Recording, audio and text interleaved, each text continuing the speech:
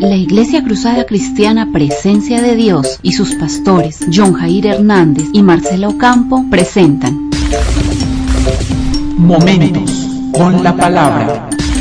Porque estamos seguros que Dios puede cambiar tu vida y tiene un mensaje para ti.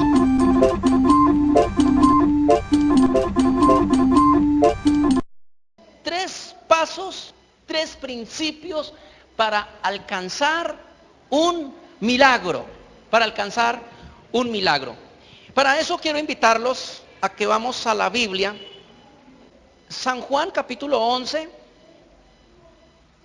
versículo 40. Jesús le dijo: ¿no te he dicho que o si crees verás la gloria de Dios? ¿Estamos ahí?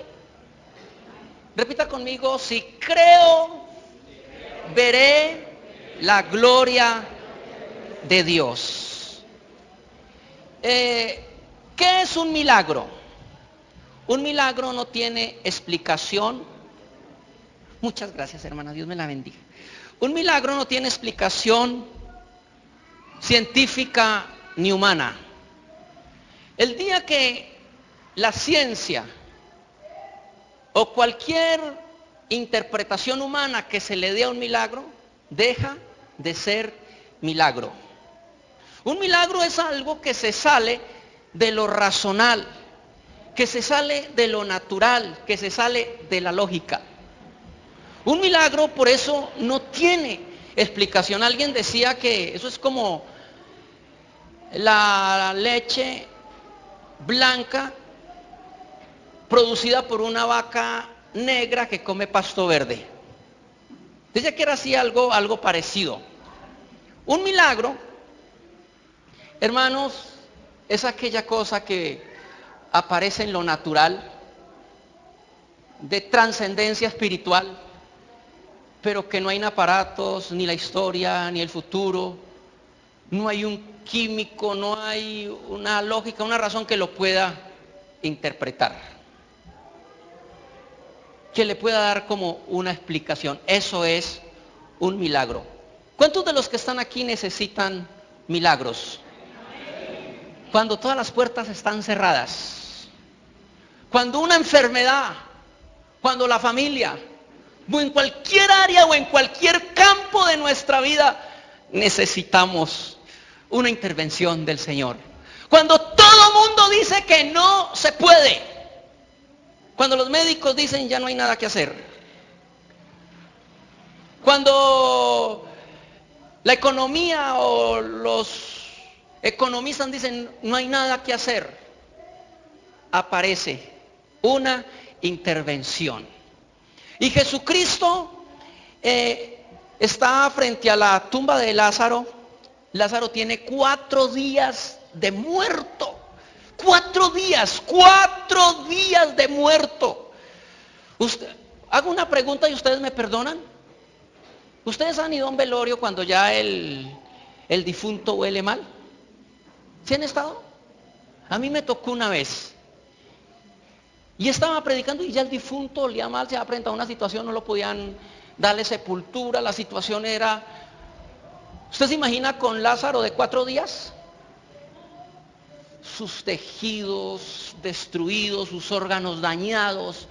Uy, impresionante cómo estaba Lázaro. Pero aparece Jesús y se para al frente de la tumba. Lo metían en unos huecos, unas cuevas en la roca y ponían una piedra. Esa era más o menos en la cultura hebrea. Y cuando está frente a la tumba le dice a los discípulos: corran la piedra. Pero alguien brincó y dijo: no, porque hiede.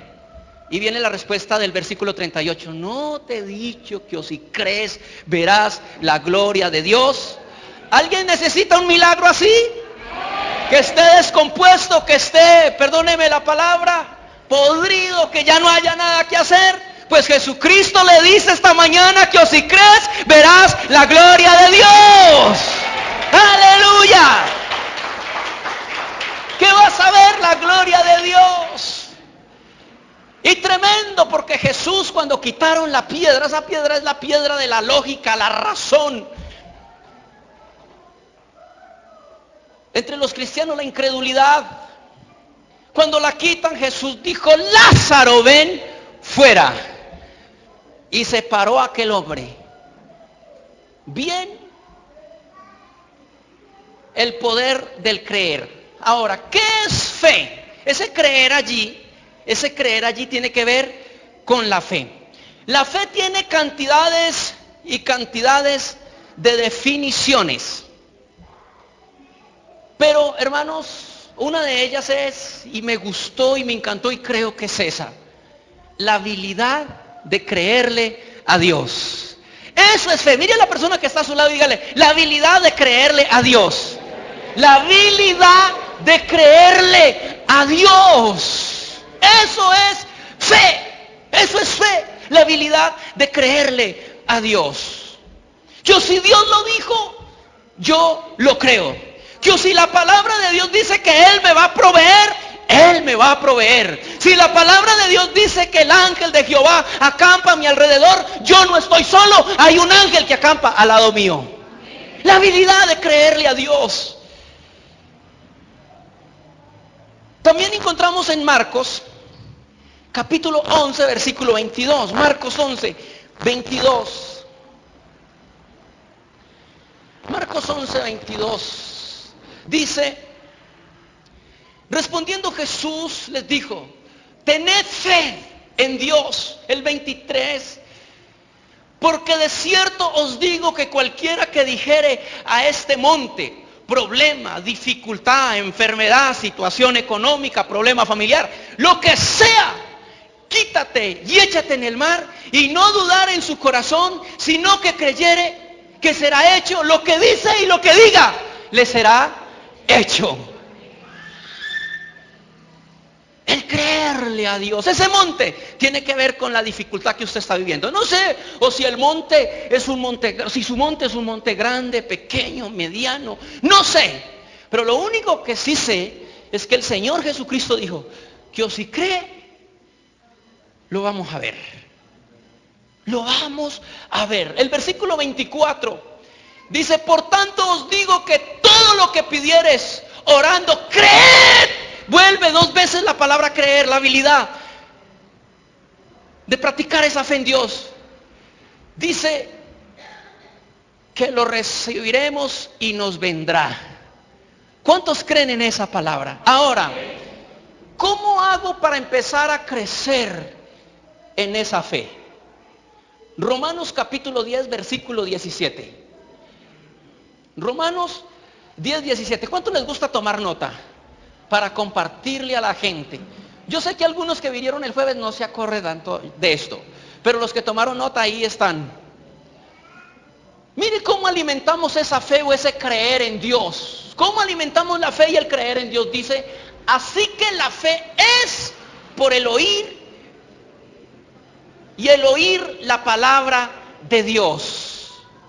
O sea que la Biblia, cuando una persona empieza a leer la Biblia, y en comunión con el Espíritu Santo, en oración, en sus devocionales, un cristiano debe sacar tiempo todos los días y orar, hablarle a Dios a través de la oración, y Dios le va a hablar a través de la palabra.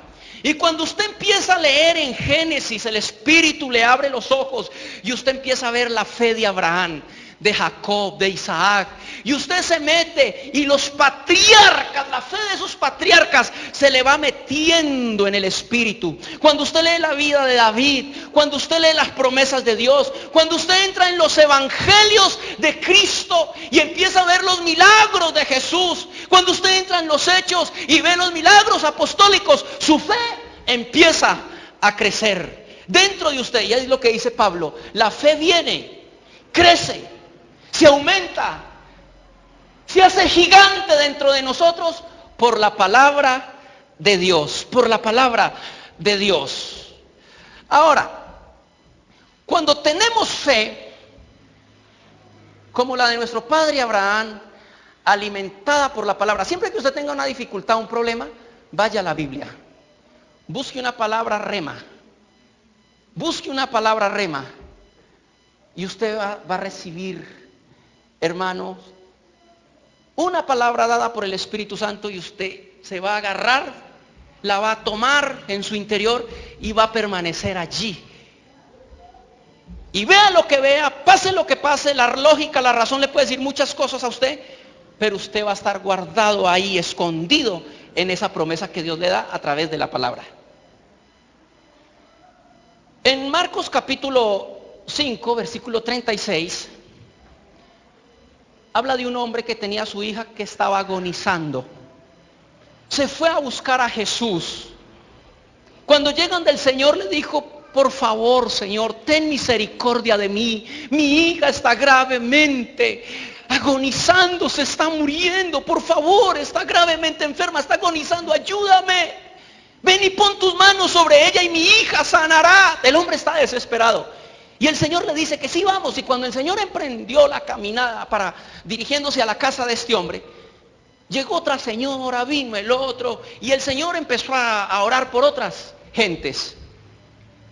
Y están en eso. Ha pasado mucho tiempo cuando llega un hombre y le dice a Jairo, al papá de la niña: no moleste más al maestro, acabó de morir.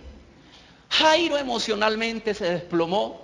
Dicen que los judíos son muy dramáticos para expresar sus emociones. Él está llorando, está gritando, pero en el versículo 36 dice: pero Jesús, luego que oyó lo que se decía, dijo al principal de la sinagoga: no temas, cree solamente. ¿Qué le dijo? No temas, cree solamente. ¿Usted se imagina cómo entró esa palabra en ese corazón que está destruido, su fe por el piso? Esa palabra lo levantó. Y lógicamente la niña fue resucitada. Aquí tienen que haber muchos milagros hoy, mucha resurrección hoy, por el poder de la fe, de la habilidad de creerle a Dios. Algo que hace la fe de Dios en nosotros es que empezamos, hermanos, a llamar las cosas que no son como si fueran. Romanos 4:17 lo dice. En Romanos 4:17, una persona que tiene fe,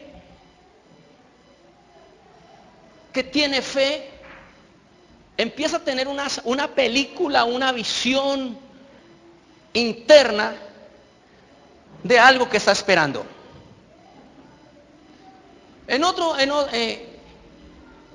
Como Abraham era un anciano con Sara, no tenían hijos, y Dios le dice: van a tener un hijo. Tremendo, ¿verdad? Y no solamente le dijo que van a tener un hijo, sino que le dijo, perdónenme la redundancia: a partir de hoy te llamarán padre de multitudes.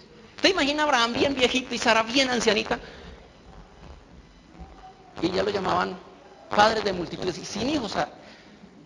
A esa edad la esperanza estaba muerta. Pero mire lo que pasó. Romanos capítulo 4, versículo 17.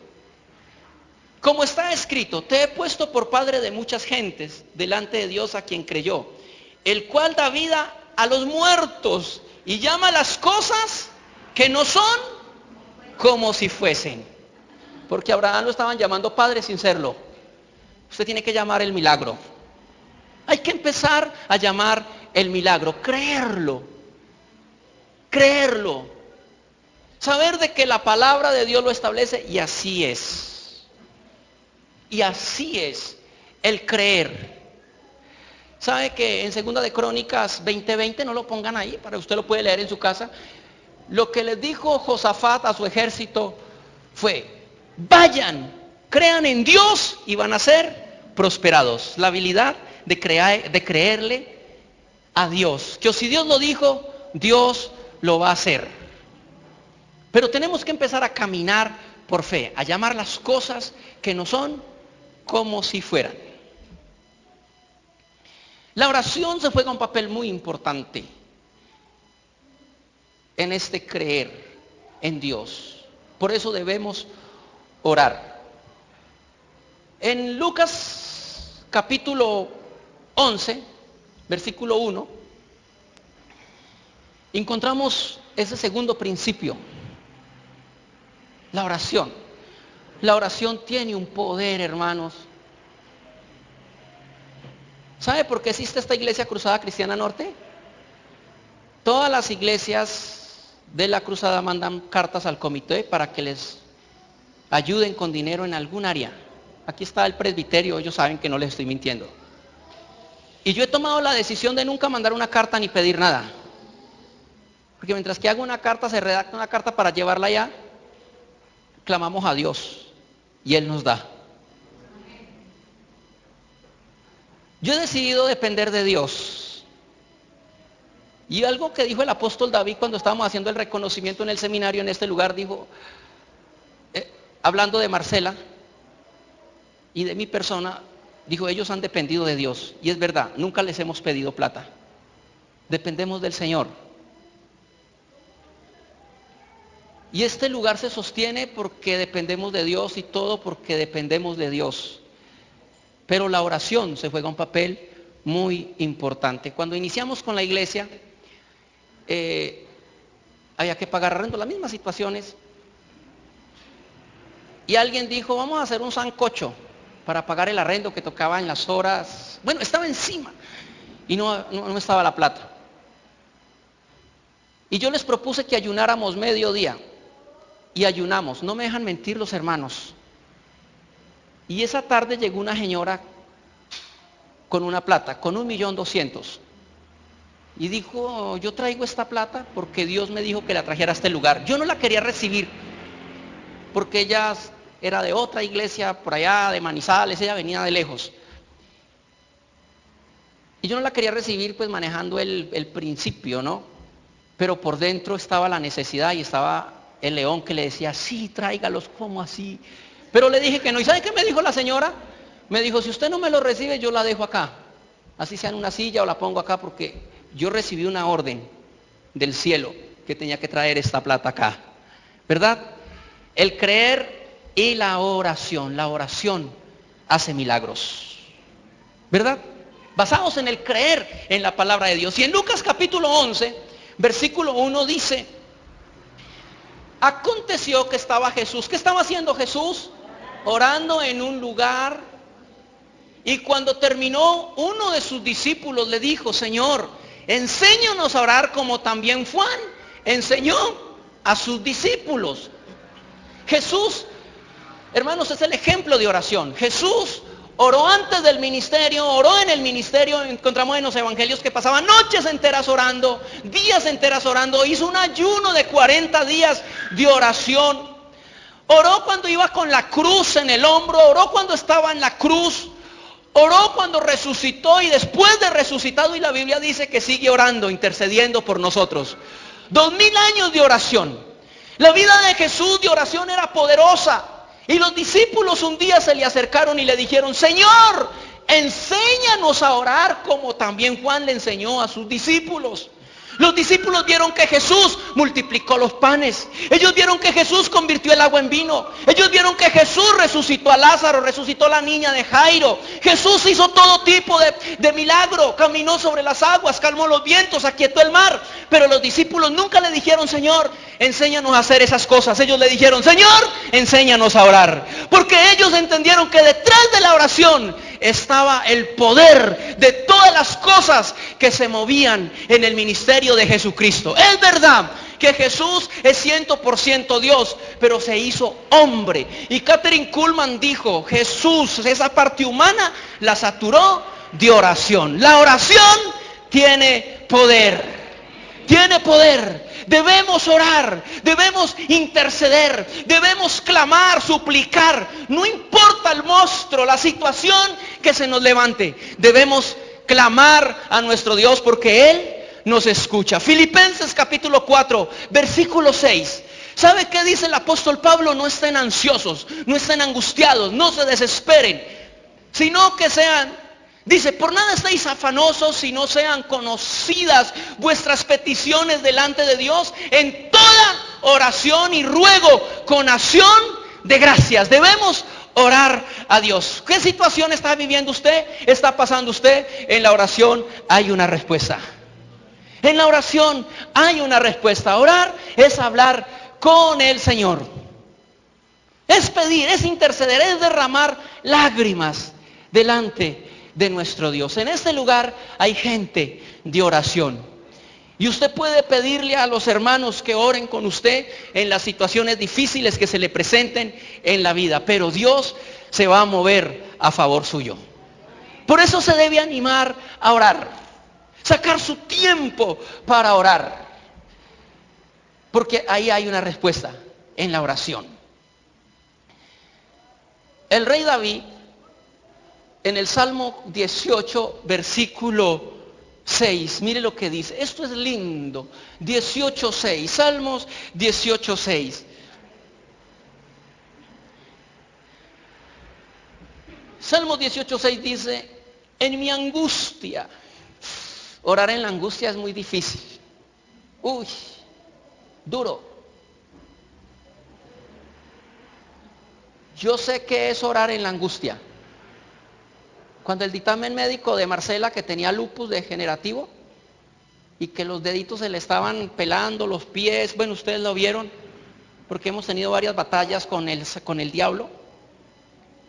Y cuando ella llegó llorando, que me dijo: tengo lupus degenerativo, y ella pues conoce un poquito de esa situación, y le dije: ¿eso qué es? Y me empezó, pero llorando. Yo me paré y le dije: ese lupus lo tiene Satanás. Y empezamos a orar, lógicamente ustedes nos ayudaron a orar. Y después se hizo otro examen de sangre, repitieron el examen y todo salió negativo. El poder de la oración. El poder de la oración. Lo que pasa es que a veces no se le da la gloria a Dios de las cosas que hace.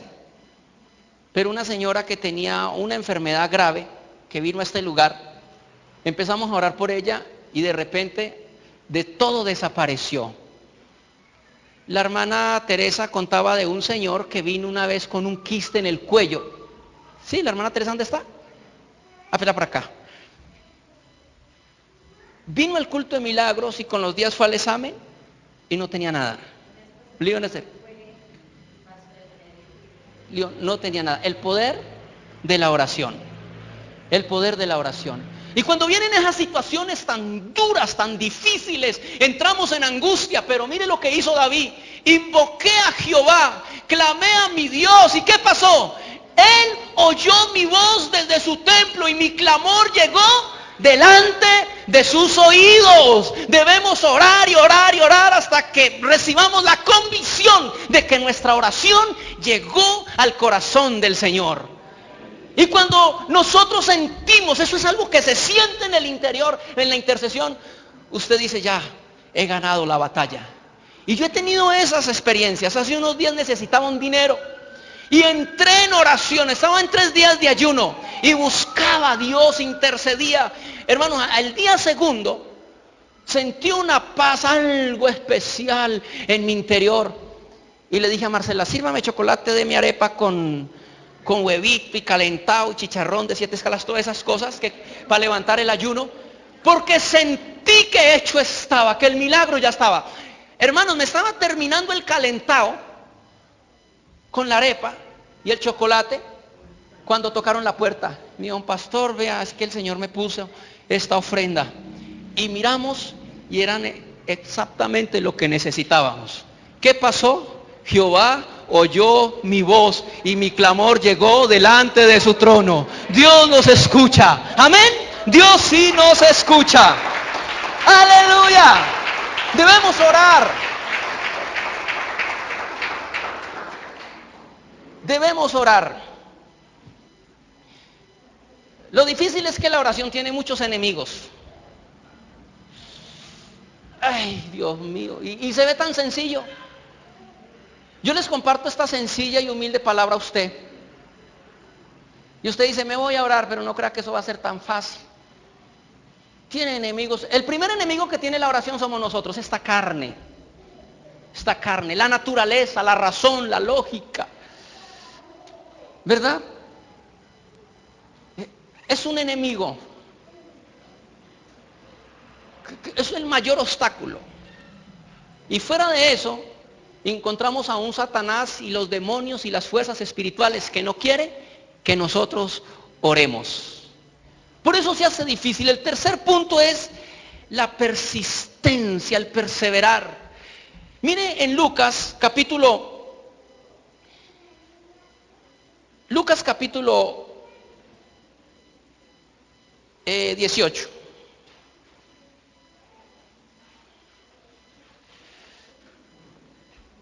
Lucas capítulo 18, versículo 1.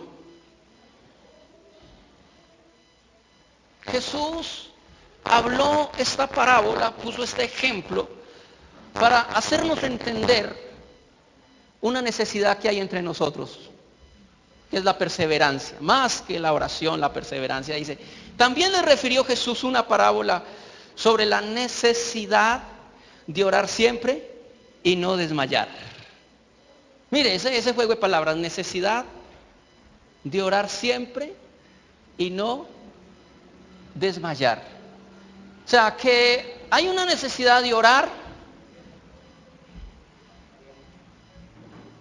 y no desmayar. Porque es que a veces hacemos una oración por la mañana, nos levantamos a las 5 de la mañana y oramos, y esperamos un ángel por la tarde con un cofrecito de oro, ¿cierto? Pero resulta que, hermanos, hay que persistir.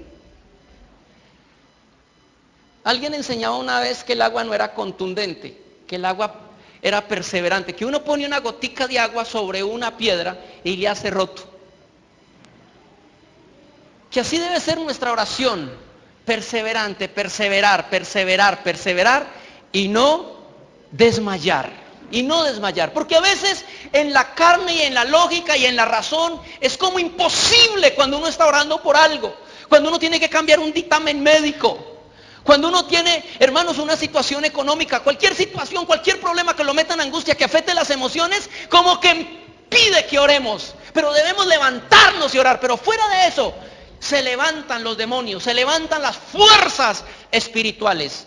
En Efesios capítulo 6 versículo 10, Pablo dijo, no tenemos lucha contra carne y sangre, sino contra principados, potestades, gobernadores, huéspedes espirituales de las regiones celestes. Detrás de todo problema y de toda situación hay demonios, hay espíritus, hay fuerzas espirituales que debemos hacer a retroceder a través de la fe, la oración y la persistencia en ella.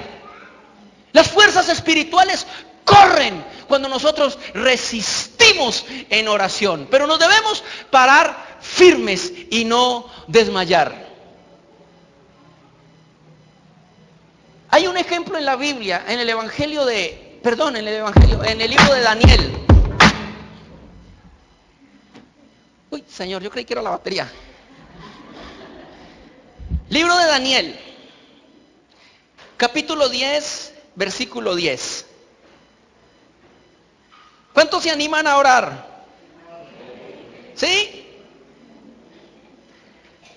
Daniel 10:10. ¿Cuántos creen que hecho está? Que esa petición, una hermana en Chinchiná Caldas, en mi tierra, su hijo era drogadito. Y ella empezó a orar. Y oraba, y oraba, y oraba, y oraba. Pero cada vez llegaba con un coco más corrido, más loco ese muchacho. Pero ella oraba. Y ella declaraba la palabra. O sea, llamaba las cosas que no son como si fuera. Pero ese hombre era malo. Le quebraba los vidrios, le dañaba las puertas. Lo llevaron varias veces a la cárcel. Salía, era peor.